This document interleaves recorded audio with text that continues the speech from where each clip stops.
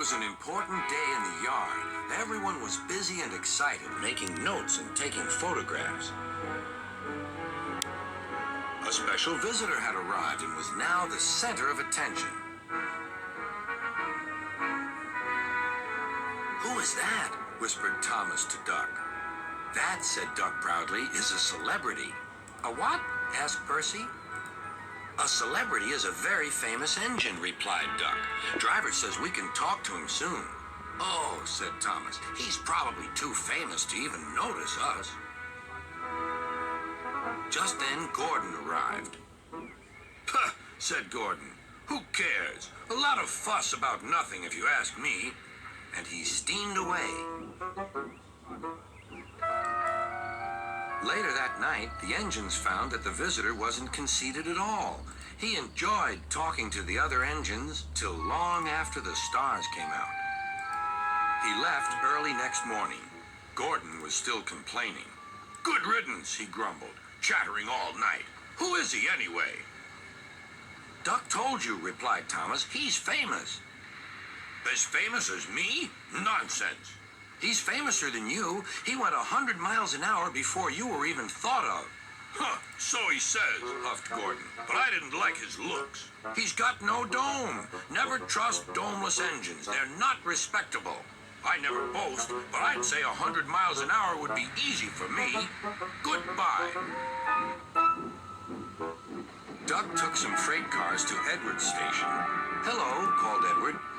"That famous engine came through this morning. He whistled to me. Wasn't he kind?" "He's the finest engine in the world," replied Duck. Then he told Edward what Gordon had said. "Take no notice," soothed Edward. "He's just jealous. He thinks no engine should be famous but him. Look, he's coming now." Gordon was running very fast. His wheels pounded the rails.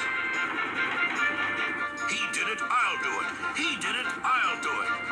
Gordon's train rocketed past and was gone. "He'll knock himself to bits," chuckled Duck.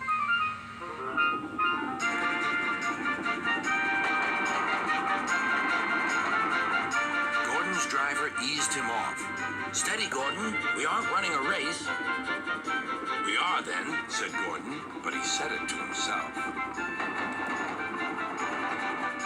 Suddenly, Gordon began to feel a little strange. "The top of my boiler seems funny," he thought.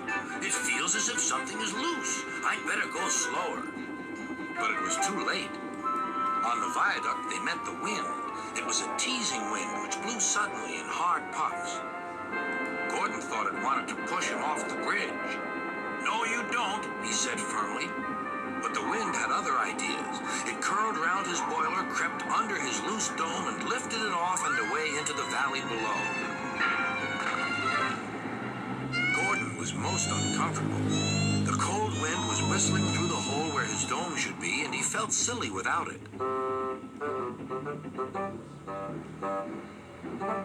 At the big station, the freight cars laughed at him. Gordon tried to wheesh them away, but they crowded round no matter what he did. On the way back to the shed, he wanted his driver to stop and fetch his dome. "We'll never find it now," said the driver. "You'll have to go to the works for a new one." Gordon was very cross.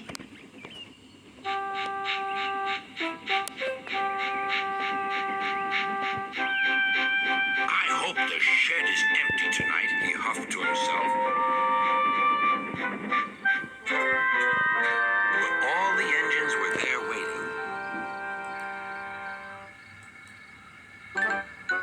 "Never trust domeless engines," said a voice from somewhere behind him.